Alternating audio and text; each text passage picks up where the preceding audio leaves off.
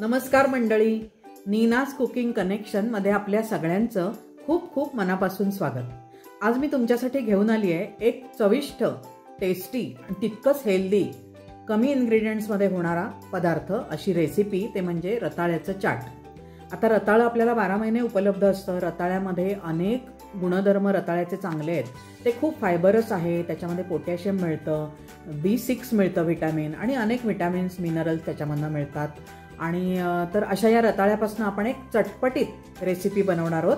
तर लगेचच बघूया आपण त्याचं साहित्य। या आहेत रताळ्याच्या फोडी। त्या मी 2 शिट्ट्या करून घेतल्यात कुकरला आणि त्याचे असे सालं काढून फोडी करून घेतल्यात। ह्या चांगल्या शिजलेल्या आहेत। त्याच्यानंतर हे आहे लिंबू, हे आहे मीठ, हे आहे लाल तिखट, साजूक तूप आणि चाट मसाला। एवढंच साहित्य वापरून आपल्याला रताळ्याचं चाट बनवायचं। तर आता लगेचच वळूया कृतीकडे। पॅन गरम करत ठेवलंय, त्याच्यामध्ये साजूक तूप घालायचे, साधारण 2 टीस्पून। ते थोडं विरघळलं, पातळ झालं की आपण त्याच्यामध्ये बाकी फोडणी अशी काही घालणार नाही आहोत, पण रंग छान येण्यासाठी थोडीशी हळद घालणार आहोत। तर आता हे जरा तूप हे होऊ दे, वितळू दे पूर्ण। फार काही गरम नकोय व्हायला, वितळलं की झालं। त्याच्यात हळद घालायची। हळद घालते थोडीशी। तेल आपलं मीडियमच तापलेलं आहे आणि आपल्याला तसंच पाहिजे, खूप नकोय तापायला। त्याच्यानंतर लाल तिखट, हे काश्मीरी मिरचीचं लाल तिखट आहे। तिखट घातलंय मी।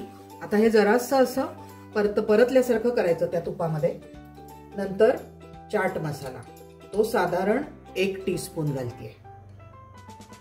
चाट मसाल्याने या चाटच म्हटलंय ना आपण ह्याला, तसंही त्यामुळे तो स्वाद मस्त लागतो। आणि चवीप्रमाणे मीठ घातलंय।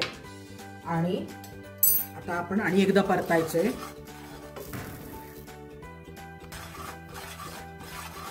हे सगळं असं जस्ट परतून घेतलंय। आता याच्यामध्ये रताळ्याच्या फोडी घालायच्या। या रताळ्याच्या सगळ्या फोडी आपण घातल्यात। रताळी ही शिजल्यामुळे आणखी त्याचा अगदीच लगदा होऊ नये म्हणून थोड्याशा मोठ्या आकाराच्या फोडी ठेवल्यात मी। आता हे छान आपण हा मसाला सगळीकडे लागेल असं चांगलं हलवून घ्यायचं। हे आपण छान आता परतून घेऊया। थोडासा गॅस मी मोठा केलाय आणि आपल्याला हे जरा कोरडं वाटत असेल तर थोडंसं तूप घालायचं, आणखी थोडं जास्त परतायचं, म्हणजे एक त्याला क्रिस्पीनेस येतो। खूप नाही, पण वरचा लेअर थोडासा असा क्रिस्पी लागू शकतो। तर ते आपल्यावर आहे, आपण ते छानच लागतं तसं। थोडंसं तूप मी आणि ऍड केलंय आणि आता अजून परतायचं, म्हणजे वरचा जो हा लेअर आहे ना तो थोडा क्रिस्पी लागतो। तर अशा प्रकारे आपलं हे झालेलं आहे तयार। आता ह्याच्यात लिंबाचा रस घालते मी। लिंबाच्या रसाने त्याची चव आणखीच वाढते, छान लागतं ते। रताळ्याचा गोडवा असतो त्यामुळे आपण वेगळी साखर काही घालणार नाही आहोत, पण लिंबू मात्र मी पिळले। आता हे असंच आणि एक 2 ते 3 मिनिटं असं परतायचं की आपलं रताळ्याचं चाट तयार झालं।